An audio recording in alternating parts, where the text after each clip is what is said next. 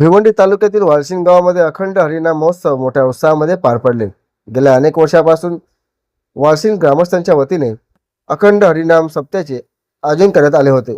यावेळी गावातील ग्रामस्थ मोठ्या संख्येने सहभागी झाले होते। त्यासोबतच पंचक्रोशीतील वारकरी देखील मोठ्या उत्साहामध्ये या संपूर्ण अखंड हरिनाम सप्त्यामध्ये आपला सहभाग नोंदवला होता।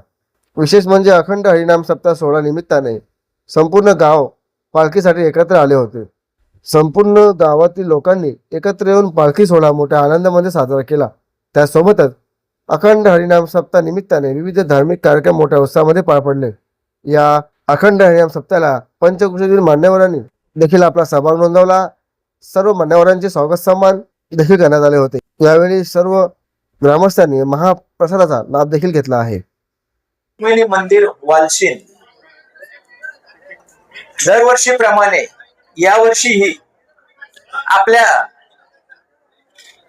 अखंड हरिनाम महोत्सव वालशिंग याचं एक भव्य दिव्य दिमागदार पद्धतीने आयोजन सर्व ग्रामस्थ मंडळ वालशिंग यांच्यातर्फे करण्यात आलं। आज शेवटचा दिवस, आज कार्यक्रमाची सांगता झाली काल्याच्या कीर्तनाने।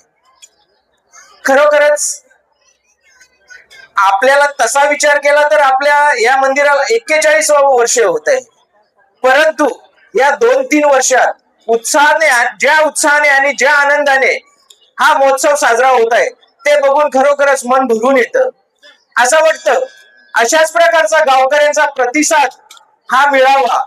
मी तर याच्या पुढे जाऊनही सांगेन की या पुढच्या वर्षीच्या महोत्सवामध्ये आपल्या गावात कोणीही कुठल्याही प्रकारचं अन्न शिजवू नये। सगळ्यांनी कीर्तनासाठी तर यावंच, परंतु महाप्रसादाचाही लाभ घ्यावा अशी मी आपल्या सर्व ग्रामस्थांना विनंती करतो।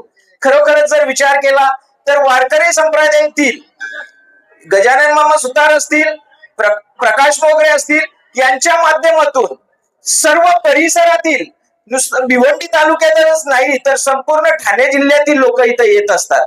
खरोखरच ते जे सगळ्या ठिकाणी त्यांची उपस्थिती असते त्याच्यामुळेच एवढ्या मोठ्या प्रमाणावर वारकरी संप्रदाय हा इथं येत असतो। खरोखरच मी मनापासून त्यांना धन्यवाद देतो।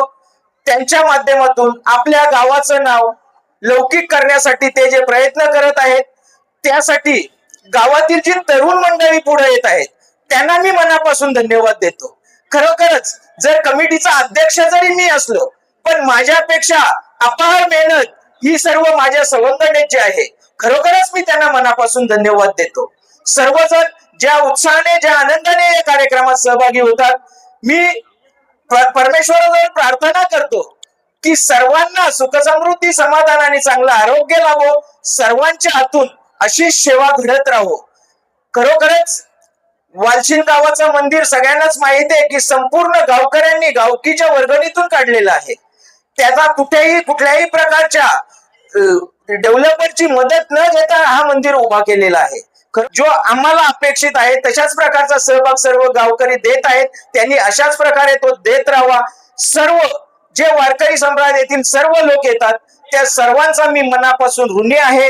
सर्व जी मी आता मगाशी म्हटलं की जे युवक वर्ग आहे त्या युवकाने जी मेहनत घेतलेली आहे त्या मेहनतीला माझा सलाम आहे।